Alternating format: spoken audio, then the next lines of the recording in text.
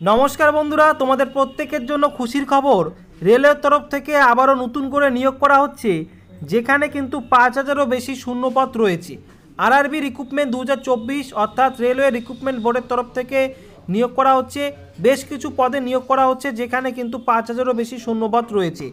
तो उच्च माध्यमिक पास योग्यताय तोमरा आवेदन करते पारबे। ए राज्येर छेले मेये तोमरा प्रत्येके आवेदन करते पारछो। आजके भिडियोते ए टू जेड तथ्य तोमादेर दिये दिब। अनलाइन अ্যাপ্লিকেশন থেকে শুরু করে কোন কোন পদে নিয়োগ করা হচ্ছে, সিলেকশন প্রসেস কী রয়েছে, এক্সাম প্যাটার্ন এবং সিলেবাস কী রয়েছে, এটুকু তথ্য তোমরা পেয়ে যাবে। তো বন্ধুরা অবশ্যই চ্যানেলটিকে সাবস্ক্রাইব করে রাখো এই ধরনের গুরুত্বপূর্ণ ভিডিও পাওয়ার জন্য এবং কোনো রকম স্কিপ না করে সম্পূর্ণ ভিডিওটি দেখো সম্পূর্ণ তথ্য পাওয়ার জন্য। তো প্রথমেই তোমাদের বলে রাখছি এখানে যে সমস্ত পদে নিয়োগ করা হবে সেই পদগুলি হচ্ছে জুনিয়র ক্লার্ক কাম টাইপিস্ট, ভালো একটি পদ, এই পদে নিয়োগ করা হচ্ছে।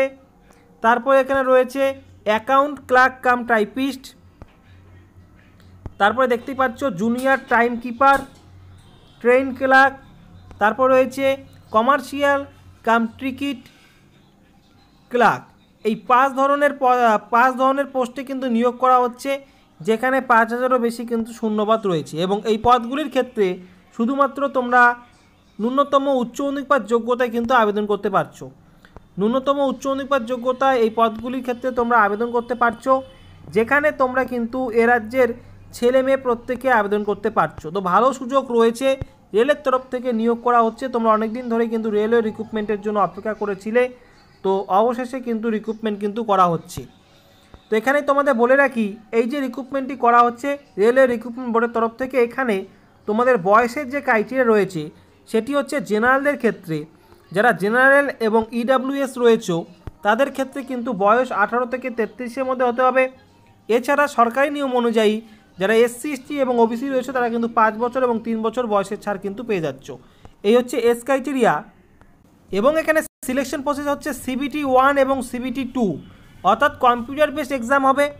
সিবিটি 1 এবং সিবিটি 2 অর্থাৎ দুটি ধাপে এক্সাম হচ্ছে এবং স্কিল টেস্ট হবে কিছু পদের ক্ষেত্রে। অর্থাৎ এখানে যে সমস্ত পদগুলি আমি দেখালাম, যে সমস্ত পোস্টগুলি দেখালাম এই পোস্টগুলির মধ্যে তোমাদের দেখিয়ে রাখি ট্রেন ক্লার্কস এই পদটি বাদ দিয়ে junior cum typist, account clerk cum typist, junior time keeper এই পদগুলির ক্ষেত্রে স্কিল টেস্ট হবে অর্থাৎ কম্পিউটার টেস্ট হবে এবং train clerks, commercial cum ticket clerk এই পদের ক্ষেত্রে কিন্তু কোনো রকম স্কিল টেস্ট হবে না। এখানে সিবিটি 1 এবং সিবিটি 2 এবং ডকুমেন্ট ভেরিফিকেশনের মাধ্যমে কিন্তু নিয়োগ করা হবে।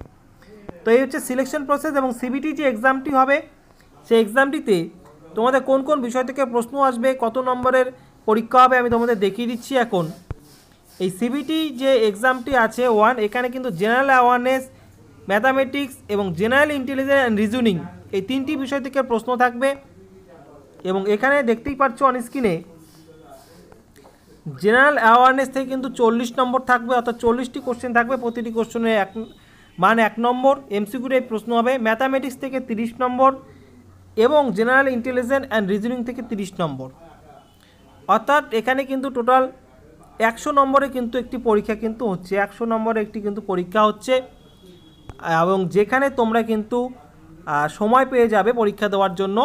এখানে কিন্তু 90 মিনিট কিন্তু তোমরা সময় পেয়ে যাচ্ছ এই সিবিটি 1 এক্সামের ক্ষেত্রে।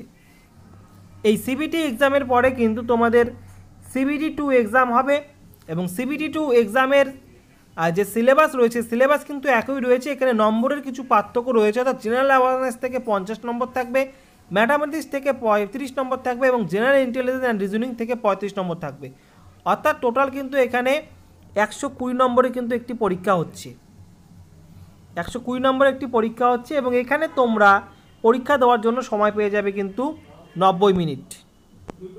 তো সিবিটি 2 এর ক্ষেত্রে 90 মিনিট তোমরা পেয়ে যাচ্ছ পরীক্ষা দেওয়ার জন্য।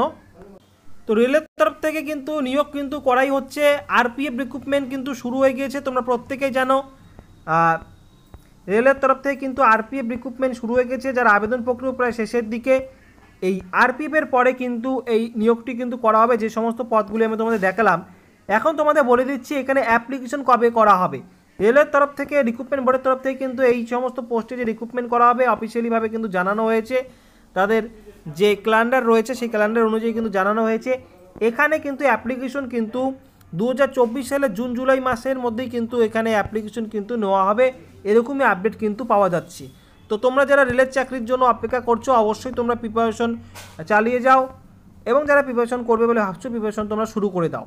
বন্ধুরা, এই রিক্রুটমেন্ট সম্পর্কে তোমাদের যদি কোনো রকম প্রশ্ন থাকে বা জানার থাকে অবশ্যই তোমরা কমেন্ট বক্সে কমেন্ট করে জানিয়ে দাও, আমি উত্তর দিয়ে দেবো। সেই সঙ্গে আজকের ভিডিওটি সম্পূর্ণ দেখার জন্য তোমাদের অসংখ্য ধন্যবাদ। আগামীতে আসছি আবার নতুন কোনো আপডেট নিয়ে।